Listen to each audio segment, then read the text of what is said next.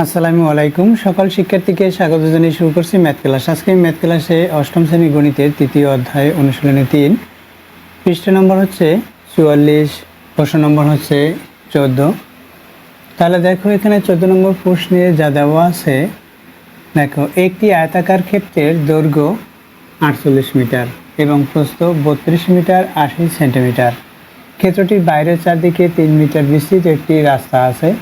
রাস্তার ক্ষেত্রফল কত?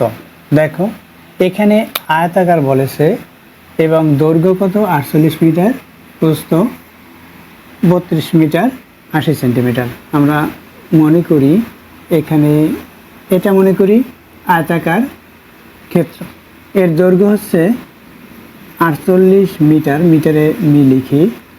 প্রস্থ কত দেখো 32 মিটার 80 সেন্টিমিটার, 32 মিটার 80 সেন্টিমিটার অর্থাৎ 32.8 মিটার, 32.8 মিটার। এটা হচ্ছে মিটারে প্রকাশ করলে আমরা এটা পাবো। এরপর কি বলছে দেখো, ক্ষেত্রটির চারদিকে, ক্ষেত্রটির বাইরের চারদিকে, বাইরে অর্থাৎ এই ক্ষেত্র এর বাইরের চারদিকে 3 মিটার চওড়া বা বিস্তৃত একটি রাস্তা আছে। অর্থাৎ এখানে রাস্তা কত মিটার? 3 মিটার। মনে করি এর বাইরের চারদিকে বিস্তৃত একটি রাস্তা আছে। এই রাস্তার চওড়া বা এই হইতে এই পর্যন্ত যে দূরত্বটা, এটাকে রাস্তাটির চওড়া কতটুকু? 3 মিটার। রাস্তাটির চওড়া 3 মিটার, সুতরাং সব দিকেই 3 মিটার, এখানে 3 মিটার। এরপর রাস্তার ক্ষেত্রফল কত, অর্থাৎ এই রাস্তাটুকু কতটুকু জায়গা সেটা আমরা বের করব। দেখো দৈর্ঘ্য দেওয়া আছে, আমি সংক্ষিপ্ত লিখি, দৈর্ঘ্য 48 মিটার, প্রস্থ দেওয়া আছে 32.8 মিটার। ক্ষেত্রফল কি হবে? আমরা জানি আয়তাকার ক্ষেত্রে ক্ষেত্রফল হচ্ছে দৈর্ঘ্য গুণ প্রস্থ, অর্থাৎ দৈর্ঘ্যের সাথে প্রস্থ যদি গুণ করি তখন সেটা ক্ষেত্রফল হবে, এটা বর্গ মিটার। তাহলে দৈর্ঘ্য 48-এর সাথে প্রস্থ 32.8 গুণ করলে তখন ক্ষেত্রফল পাবো, সেটা হচ্ছে এই যে অংশটুকু, এটার ক্ষেত্রফল পাবো। এখন রাস্তার ক্ষেত্রফল আমরা বের করব। তাহলে দেখো যদি এই হইতে এই পর্যন্ত 48 মিটার হয়, তাহলে এখানে 3 মিটার, এখানে 3 মিটার, 3-এর সাথে 3 যোগ করি 6 মিটার, অর্থাৎ 48-এর সাথে এই 6 মিটার যখন যোগ করব তখন এই রাস্তা সহ দৈর্ঘ্য হবে, ক্ষেত্রটির রাস্তা সহ দৈর্ঘ্য, সেটা আমরা বের করব। অর্থাৎ এটা হচ্ছে এত মিটার আছে রাস্তা সহ দৈর্ঘ্য। এখানে আমরা দুই দিকে যেহেতু 3 গুণ 2 লিখতে পারি অথবা 3 যোগ 3 লিখতে পারি, অর্থাৎ এখান থেকে 3 মিটার, এখানে 3 মিটার, 6 মিটার বৃদ্ধি পেয়েছে, 6 মিটার এটার সাথে যোগ হবে। তাহলে আমরা দৈর্ঘ্য পাবো। তদ্রূপ প্রস্থ একইভাবে এখানে 3 মিটার বাড়ছে, এখানে 3 মিটার বাড়ছে, অর্থাৎ এই হইতে এই পর্যন্ত প্রস্থ সেটা বৃদ্ধি পেয়েছে, অর্থাৎ 32.8-এর সাথে এই 6 মিটার যখন আমরা যোগ করব তখন এর এই রাস্তা সহ প্রস্থ পাবো। আশা করি বুঝতে পেরেছো। রাস্তা সহ দৈর্ঘ্য বের করতে হবে এবং রাস্তা সহ প্রস্থ বের করতে হবে। তো এরপর রাস্তা সহ দৈর্ঘ্যের সাথে রাস্তা সহ প্রস্থ এই দুটি যখন গুণ করব, এই রাস্তা সহ আয়তাকার ক্ষেত্রের ক্ষেত্রফল বের হবে। অর্থাৎ 48-এর সাথে 6 যোগ করলে কত হয়? 54 হয়। এই 54 মিটার হচ্ছে রাস্তা সহ দৈর্ঘ্য, ক্ষেত্রটির রাস্তা সহ দৈর্ঘ্য, এবং প্রস্থ হচ্ছে এখানেও 6 মিটার যোগ হবে প্রস্থের সাথে, অর্থাৎ 38.8 মিটার হবে। এটা হবে রাস্তা সহ ক্ষেত্রফল। এই রাস্তা সহ ক্ষেত্রফল যেহেতু এটা বড় অর্থাৎ বেশি, এটা থেকে এই যে শুধুমাত্র আয়তাকার ক্ষেত্রে ক্ষেত্রফল বের করব, এটা বিয়োগ করব। বিয়োগ করলে সেটাই, অর্থাৎ এই যেটা থেকে যাবে এটা হচ্ছে এই রাস্তার ক্ষেত্রফলটা, অর্থাৎ সম্পূর্ণ দিয়ে ভিতরটুকু আমরা বিয়োগ করলেই পাবো রাস্তার ক্ষেত্রফল। আশা করি বুঝতে পেরেছ। তাহলে দেখো অঙ্কটির সমাধান কিভাবে করতে হয়। প্রথমে লিখি, দেওয়া আছে নম্বর কত? 14 নম্বর। দেওয়া আছে আয়তাকার ক্ষেত্রের দৈর্ঘ্য, আয়তাকার ক্ষেত্রের দৈর্ঘ্য 48 মিটার এবং আয়তাকার ক্ষেত্রের প্রস্থ 32 মিটার 80 সেন্টিমিটার। তাহলে এটাকে আমরা মিটারে প্রকাশ করি, এই সেন্টিমিটারকে। তাহলে কি লিখব?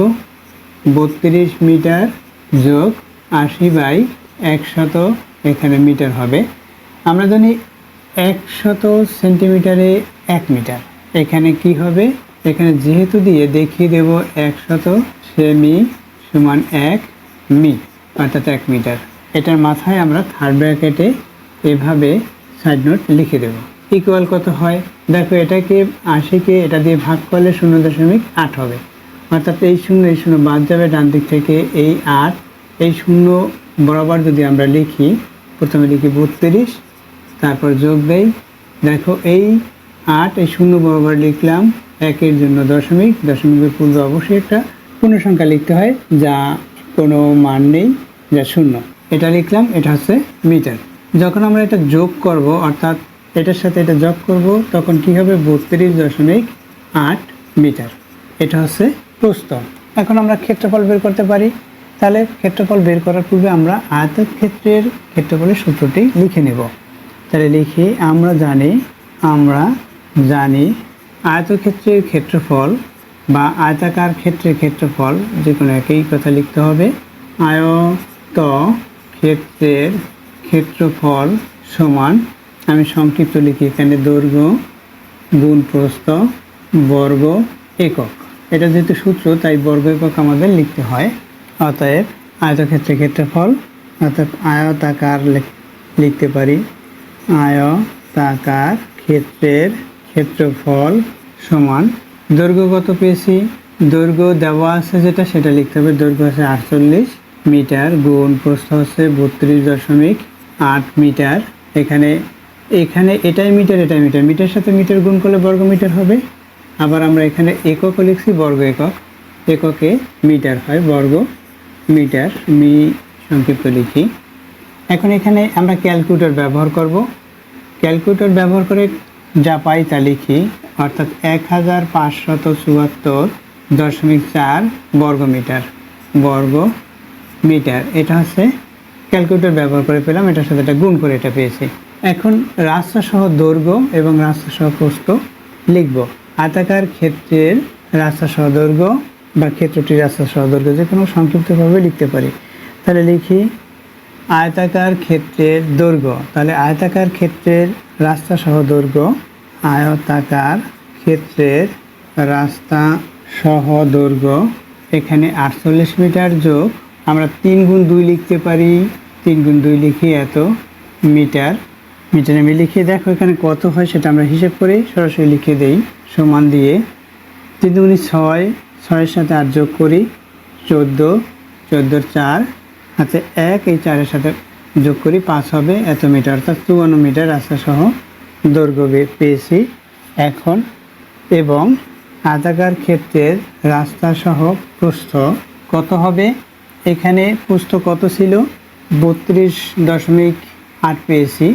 এই হইতে এই পর্যন্ত 32.8 ছিল, তার সাথে 3 আর 3 6 যোগ হবে, আমরা এটা যোগ দিয়ে লিখতে পারি। তাহলে লিখি 32.8, এই যে এখানে বের করেছিলাম, প্লাস 3 যোগ 3 বা 3 গুণ 2, যে কোনো একটা লিখতে হবে।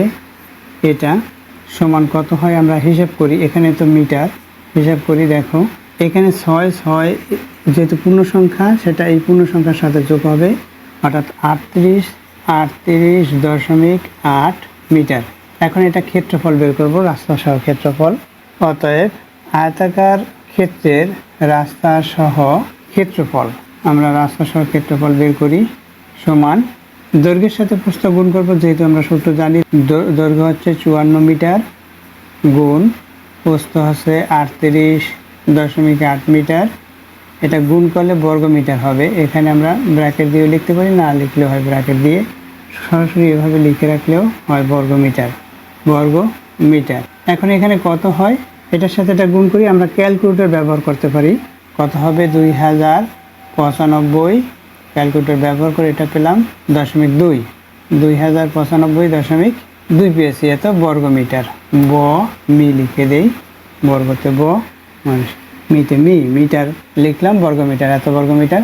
এখন দেখো এটা হচ্ছে রাস্তা সহ, এটা আমরা বের করছি রাস্তা সহ, আর এটা হচ্ছে আয়তাকার ক্ষেত্রে ক্ষেত্রফল। এখন রাস্তা সহ দিয়ে, অর্থাৎ এই সম্পূর্ণ অংশ দিয়ে এই ভিতরের অংশ বিয়োগ করব। ভিতরের অংশ কি, আয়তাকার ক্ষেত্রের ক্ষেত্রফল, এটা বিয়োগ করব, তাহলে রাস্তার ক্ষেত্রফল থেকে যাবে। তাহলে কি, অতএব রাস্তার ক্ষেত্রফল, অতএব রাস্তার, এখানে উত্তরটা লিখি, অতএব রাস্তার ক্ষেত্রফল, অতএব রাস্তার ক্ষেত্রফল, যেহেতু রাস্তার ক্ষেত্রফল বের করতে বলছে, রাস্তার ক্ষেত্রফল কি সম্পূর্ণ অংশ কত 2095.2 বিয়োগ বর্গমিটার, তাই আমরা বাহিরে দেব বর্গমিটারটি, বিয়োগ কত এই 1574.4, এটা 0.4 হলো এত বর্গমিটার, আমি লিখে রাখি, আমরা বিয়োগ করি অথবা আমরা ক্যালকুলেটর ব্যবহার করে বিয়োগটা করতে পারি। দেখো 520.8 হবে 520.8 বর্গমিটার, এটা হচ্ছে ক্যালকুলেটর ব্যবহার করে পাই, এটা হচ্ছে রাস্তার ক্ষেত্রফল। উত্তর কত? উত্তর এটা, তাহলে আমরা এখানে উত্তর লিখব, উত্তর সংক্ষিপ্ত লিখি, উত্তর 520.8 বর্গ মিটার, এটা হচ্ছে উত্তর। আশা করছি অঙ্কটির সমাধান বুঝতে পেরেছ, অঙ্কটি কিভাবে করতে হবে। এতক্ষণ ম্যাথ ক্লাসের সাথে থাকার জন্য সকলকে ধন্যবাদ জানিয়ে আজকের মতো বিদায় নিচ্ছি।